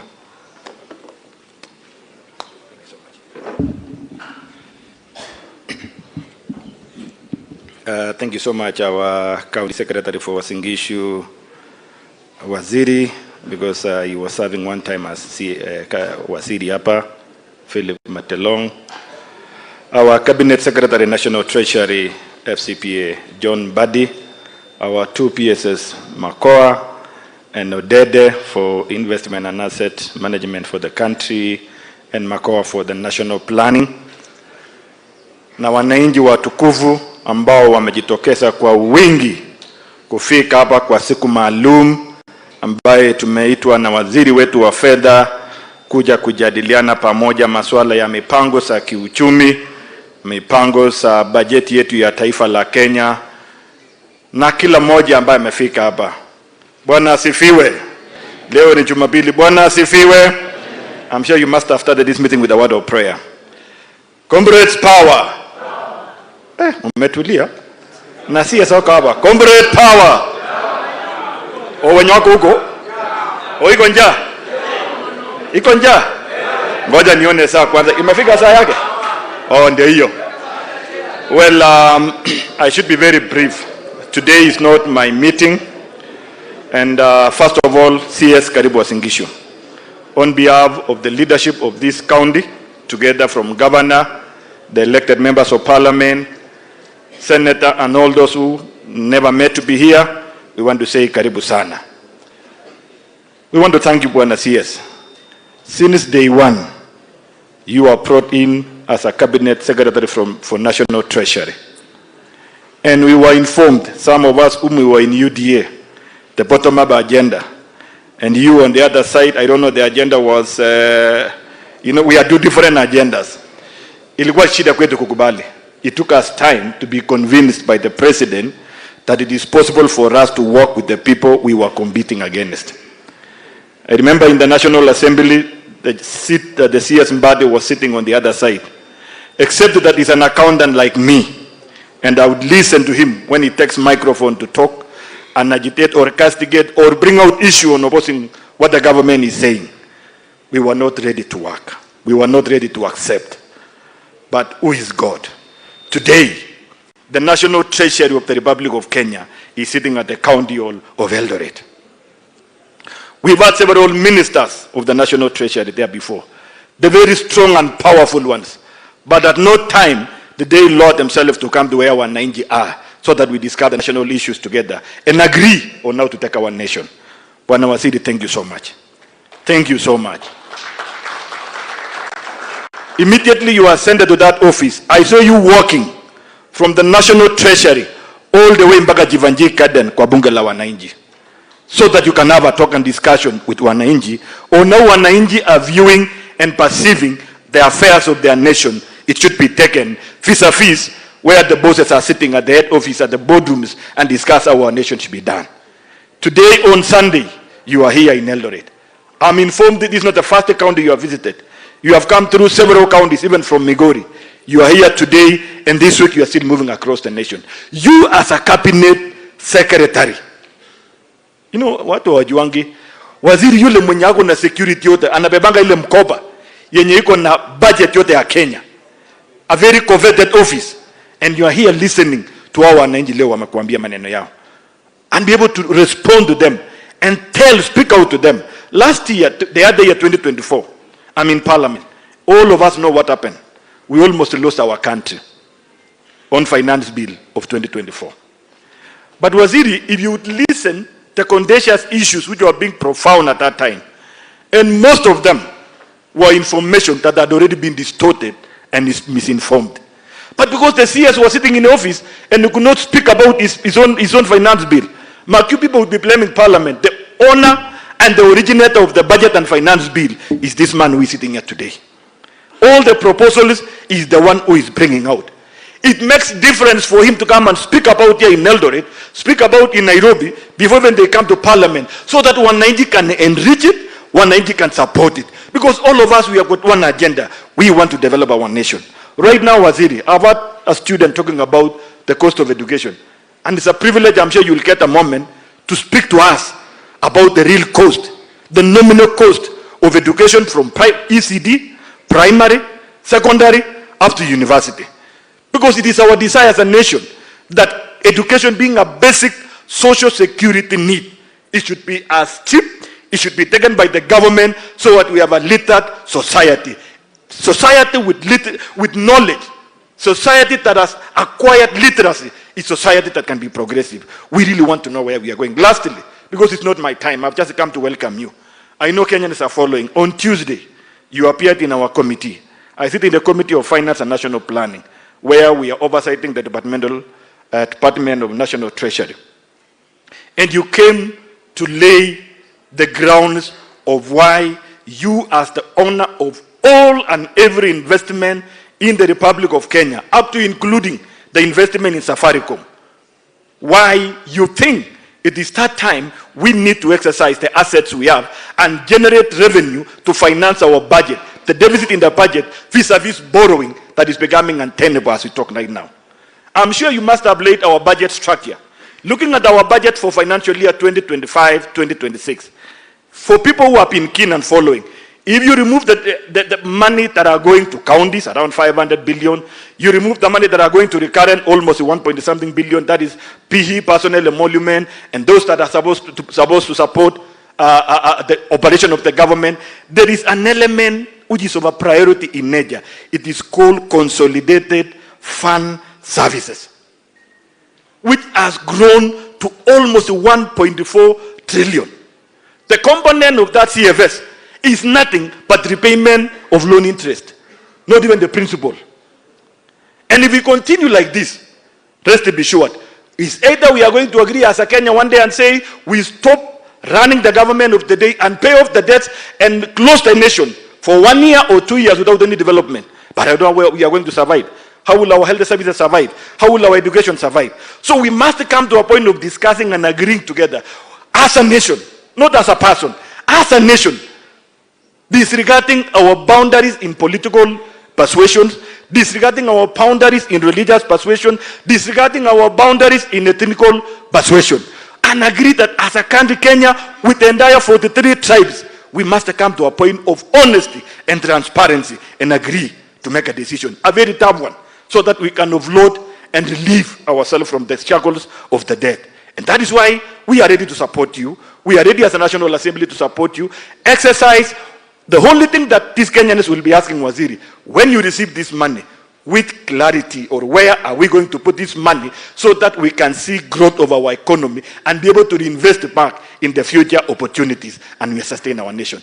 Otherwise, leo sitasema mingi ya nyumbani kama kwa niaba ya viongozi na kukaribisha nyumbani. The other day you were here and I'm sure you were able to meet some wananchi na ukasema utarudi. Si waziri ni mtu mzuri amerudi tena leo ama namna gani? Hii maneno ya expert iko sawa sawa, mnaonaje? Iko chonje hii expert. Kwa huyu FCV Mbadi. Wangapi wanakubali serikali iko sawa with the experts coming in? Tuko pamoja. Muinue tena mkono waziri aone. Wangapi we are comfortable with the experts being in the cabinet? Thank you so much. Si namna hiyo? Sio ndio Kenya tunataka? So waziri mkiendelea namna hii, hata hii broad base naona hii watu wamekubali. Tunangojea hiyo maneno mliongea Mombasa tumalize by May. Hii serikali inakuja tuendeleshe mbele, na tukimaliza yule rais atafuata ni John Mbadi, si mtu mwingine. Mwenye anaendesha Kenya Treasury William akimaliza, John Mbadi tuendelee mbele. With that much I've said, allow me now to invite my two PSS. Odeda, I see you already come over, and then my PS for Makoa for economic planning. Ile maneno ya CDM mnasemanga si tunakula. Mwenye CDM ni huyu, atawaambia leo. Hii CDM mnasemanga tunakulanga sisi. Huyu ndiye anawekanga, huyu ndiye anafanya board ya NGCDF ni yake, yeye ndiye anaelea committees. Mkiona CDF inafanya mzuri cases ni juu ya huyu. Asante sana, karibu sana. Thank you.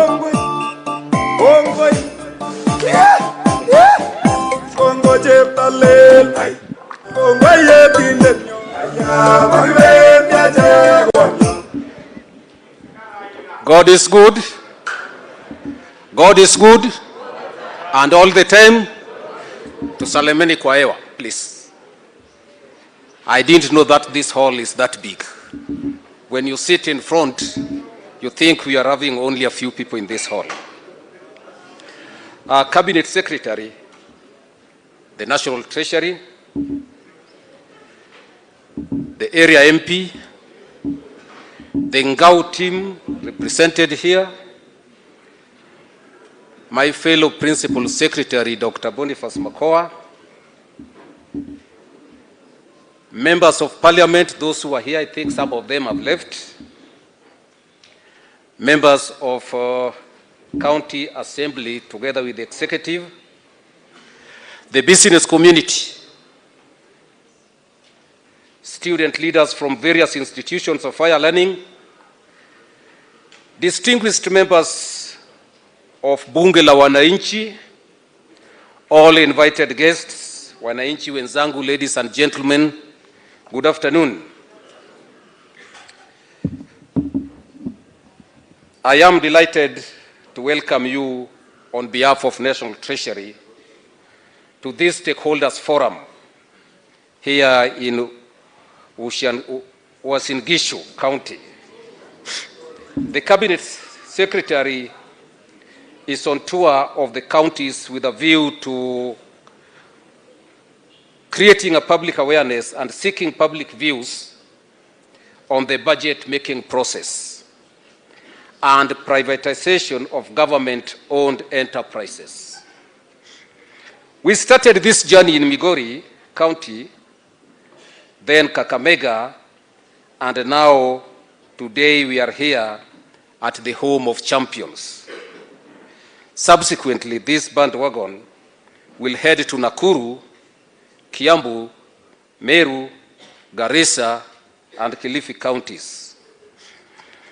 This engagement brings together participants representing various interest groups, including the elected leaders, the business community, student leadership, Bunge la Wananchi, among others.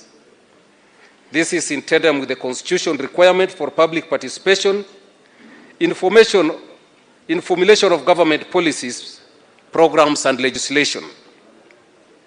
Firstly, this forum has given you, the people of this county, a platform to engage the Cabinet Secretary on the benefit of privatization. And I want to tell you that privatization has and will improve efficiency in the management of government-owned enterprises, it will reduce the fiscal burden on the public budget and stimulate economic growth.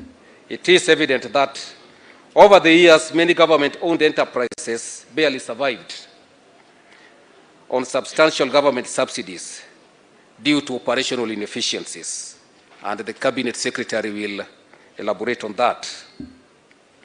The perpetual injection of capital to such entities limits the state's ability to fund critical social services and infrastructure. Through privatization, we are able to attract private capital, cutting-edge technology, and managerial expertise which enhance productivity, service delivery, and competitiveness.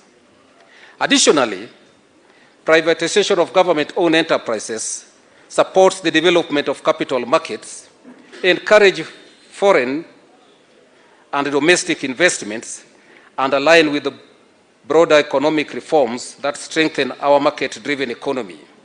For your information, the ongoing offloading of government shares from Safaricom and Kenya Pipeline Corporation will help in revenue generation without increasing debts and taxation.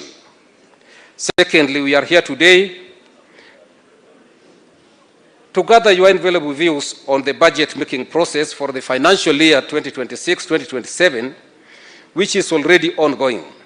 Public input is actively sought through consultation forums and submissions to ensure that the budget aligns with the priorities of citizens, and I believe that we will be getting those submissions so that we can look into them.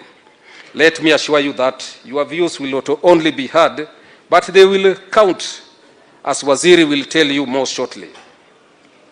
Ladies and gentlemen, now let me go to this issue that was raised on AGPO.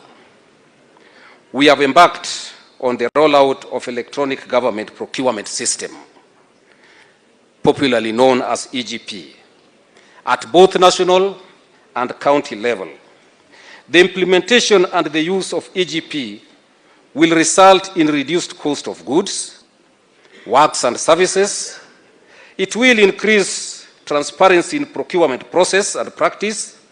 It will improve efficiency in procurement. It will maximize the value for money, accountability, improve confidentiality, integrity, authenticity of transactions, and streamline procurement processes.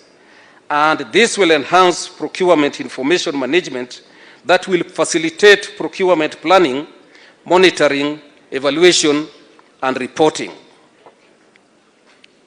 In this regard, because I think it was raised by National Chamber of Commerce Director, and I want to take only 1 minute in explaining that.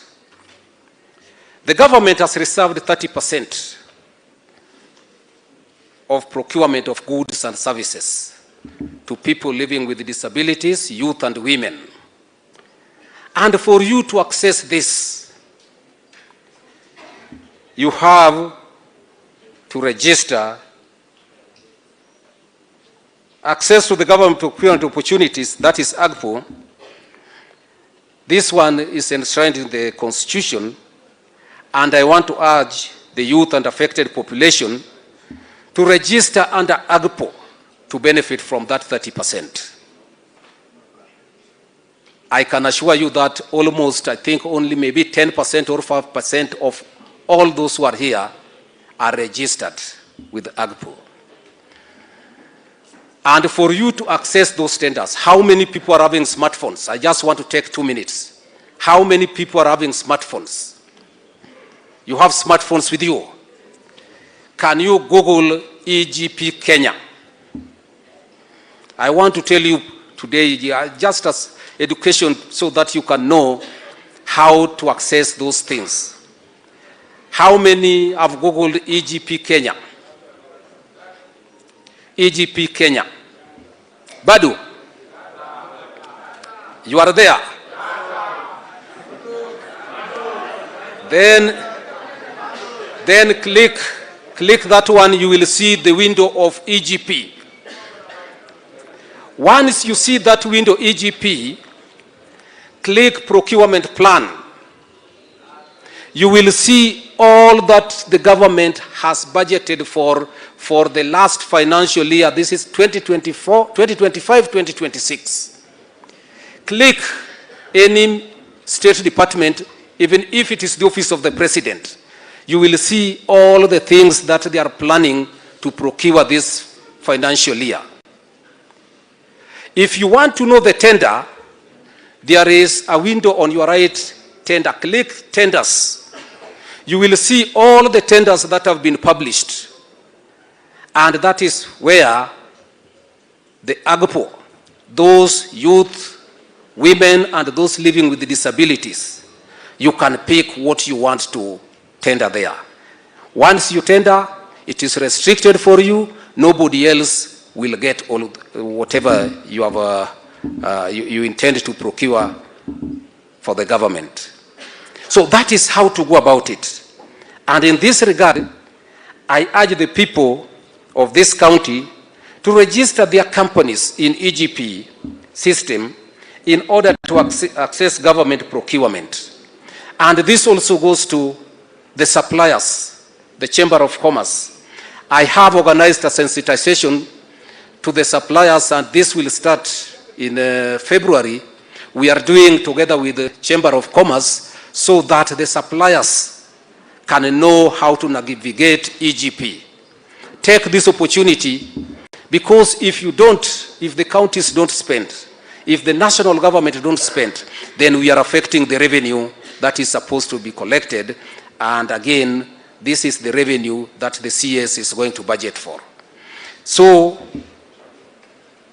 you will agree with me that this is one sure way through which our women, youth, and persons with disabilities can benefit from the budgeting process, given that a big chunk of government budget goes to procurement.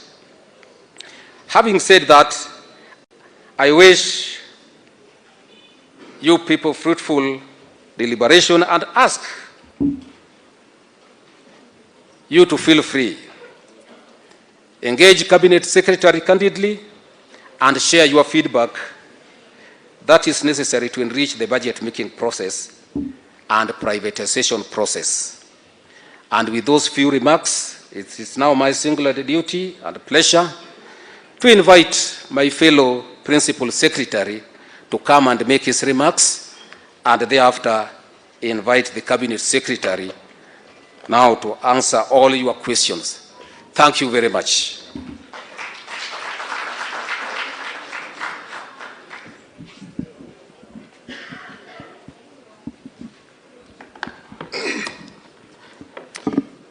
Thank you. The Cabinet Secretary, the National Treasury, my colleague PS Cyril Odede, county leaders present, Mheshimiwa,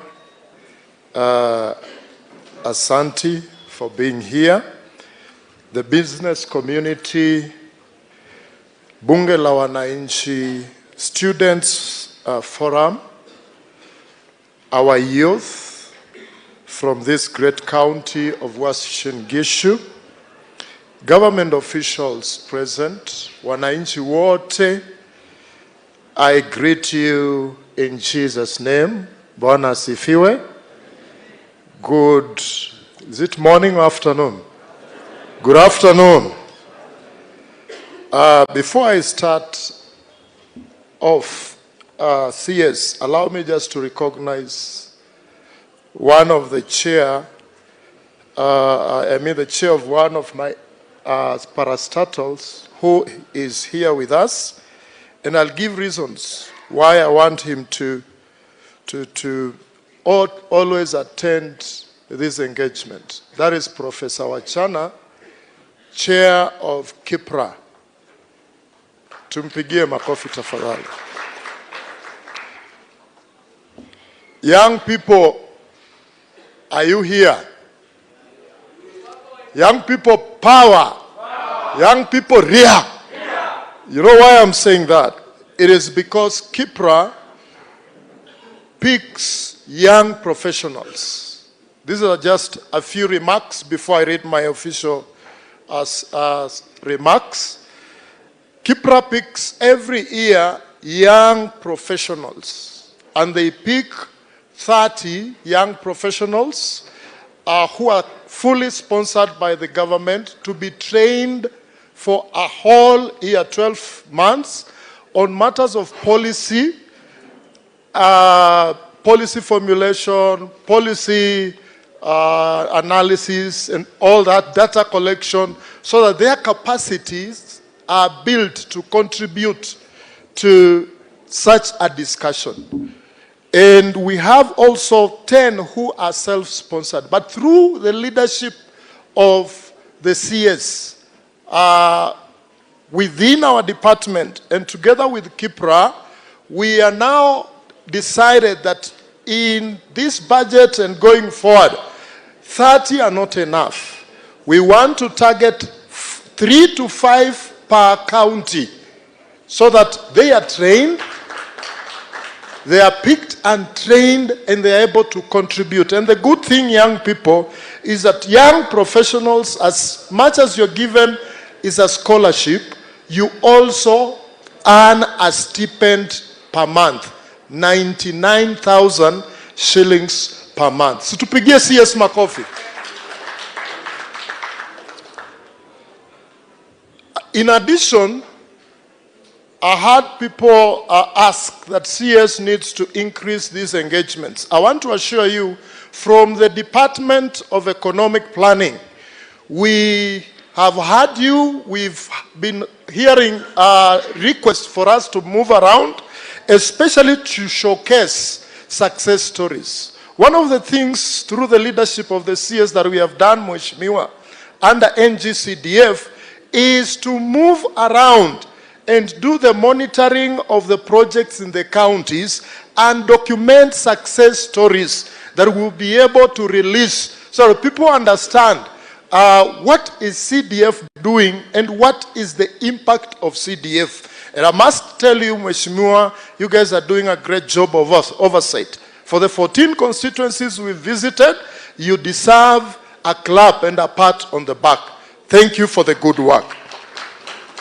In addition, the CS has rolled out what we are calling Gumzo la Uchumi Mashinani. It will be similar to this to all 47 counties, and we are starting off probably at the end of March or early April. We will move in all 47 counties, and our ambition is to go to all constituencies, sit na bunge la wananchi, sit with the youth, and have a discussion. Give you what we are doing as a government. Where are we in terms of better agenda implementation?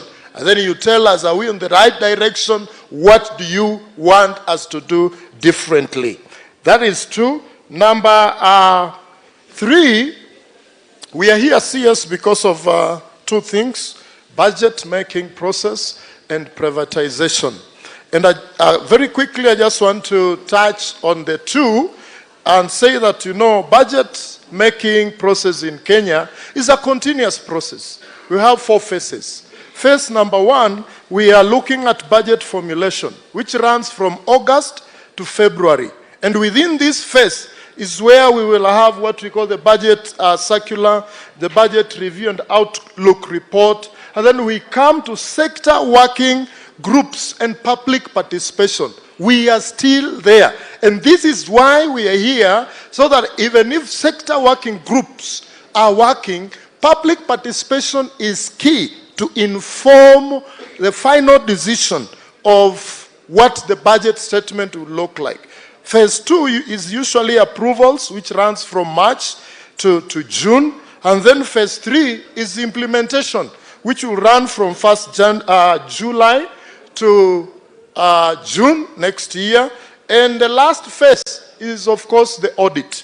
But this first phase is key. I want to implore upon all of us that this is the beginning, but as long as we are still in office, we will be able to be moving around whenever we start this phase 1 of budget formulation.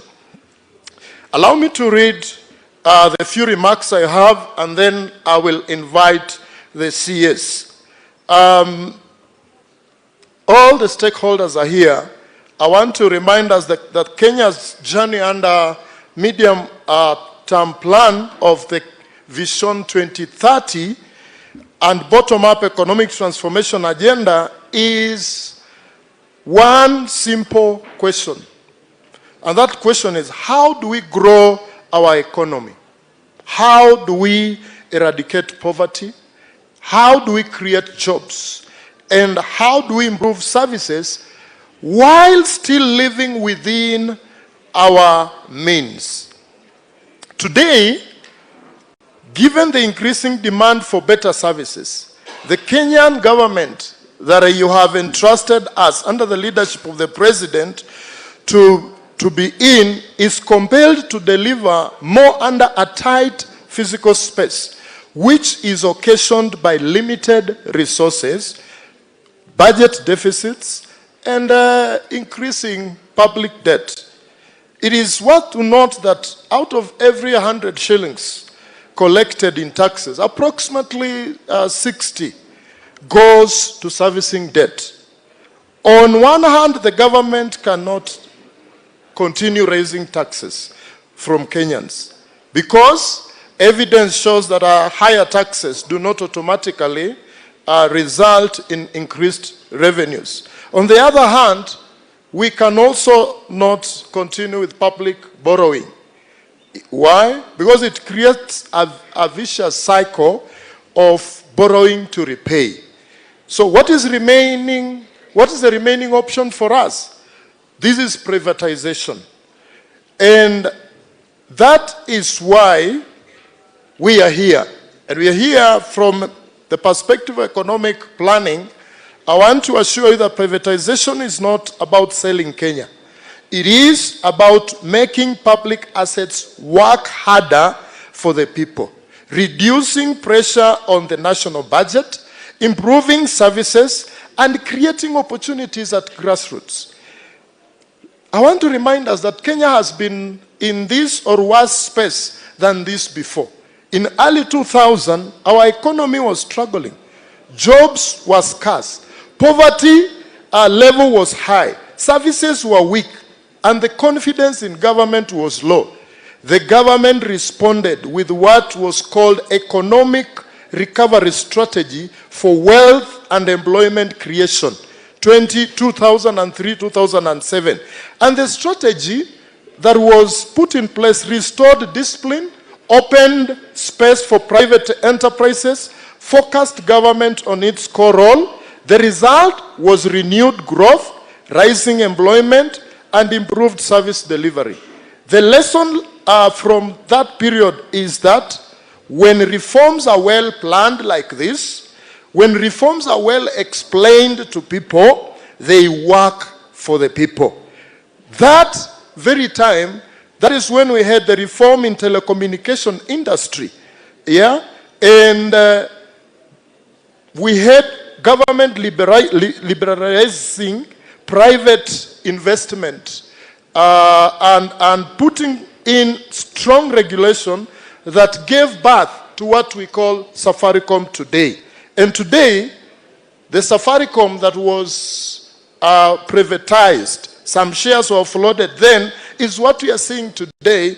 And we believe that the way and the direction of government will result in positive results. We are here in this county of Uasin Gishu just to engage you in public dialogue.